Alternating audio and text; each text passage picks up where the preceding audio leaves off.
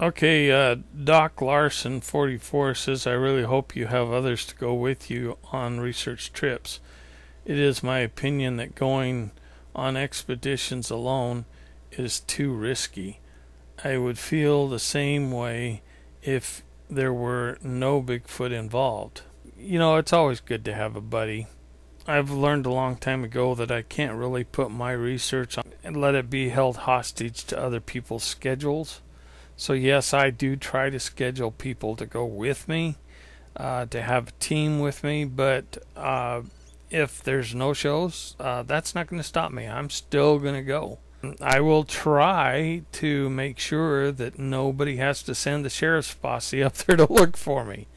I do take precautions, and when I am alone, I don't take as big of chances as I would with somebody with me.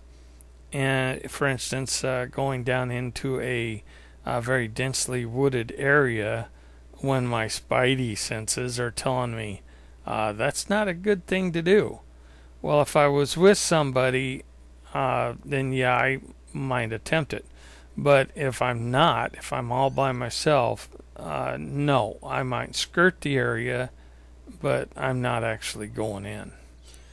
I've had some pretty thought-provoking questions posed to me this week, and in one particular case, we are asked questions as if Bigfoot is basically uniform, the same. They're all Bigfoot, 8 foot tall, big hairy critters.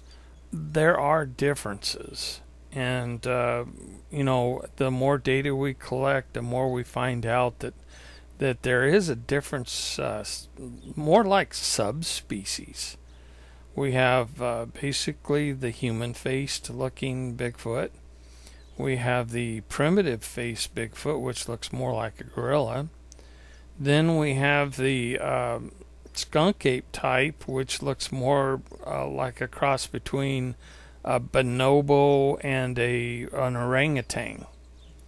Then we're finding more and more evidence about the dog-faced Bigfoot. And they're called dog-faced because they have a snout much like a baboon.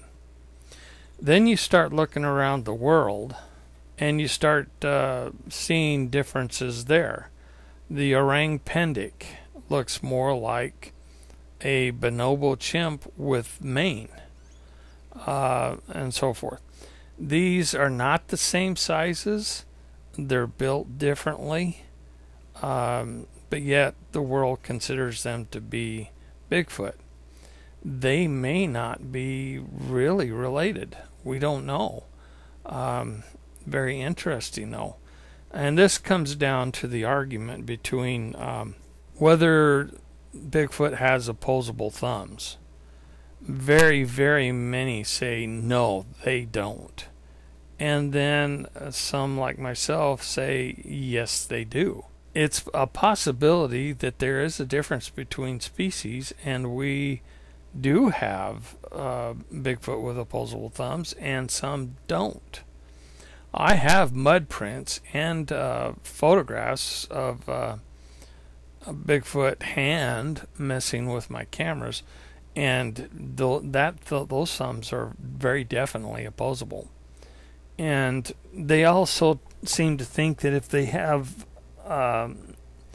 don't have opposable thumbs, that they're not very dexterous. They cannot do real tedious or small stuff with their hands. I don't think that's correct either, because we have had our tables rated. A box of Hostess Ding Dongs was opened up, and each and every ding dong was carefully unwrapped, and the ding dong was of course gone. But the foil was left behind, sitting on the table. You could see the round circle in the foil where the ding dong was, but there wasn't any tears in the foil. That's hard to do. That's hard for me to do. So yeah, they can do very intricate work. And you know, in some of the things that some people have left behind, or some people have found that have been left behind supposedly by the Bigfoot, has knots in it or weaving or something like that, and it looks as if the Bigfoot have done it. Whether or not this was hoaxed or not, I have no idea. Now, the face that was left in my video near the garbage dump, that was the real thing, because the night before I walked around and I saw the plastic ties laying on the ground, and I just thought, well, somebody had been camping here, or somebody has stopped here. And the next morning, when I found the twigs tied together and the yellow grass put at the bottom of what appeared to be the mouth, looking like a beard, I think that was a pretty good likeness of me, considering the materials they had to use. It definitely got my attention. So can they do stuff like that?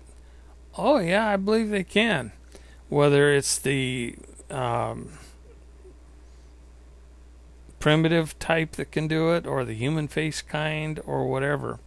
So, we're still out on whether or not they have opposable thumbs, but we really kind of need to start thinking of these as being separate subspecies. They're not, it is a possibility that their hands are much different. It's like a bonobo chimp feet compared to a chimpanzee's feet.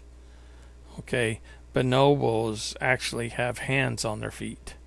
Their feet are hands. Whereas, a chimpanzee is more like, an ape-type foot. So, orangutan hands are different than bonobo hands, and bonobo hands are different than chimpanzee hands. So, do they have opposable thumbs? I'm saying we're still out on that until we start figuring out that whether or not we have different subspecies that we're dealing with.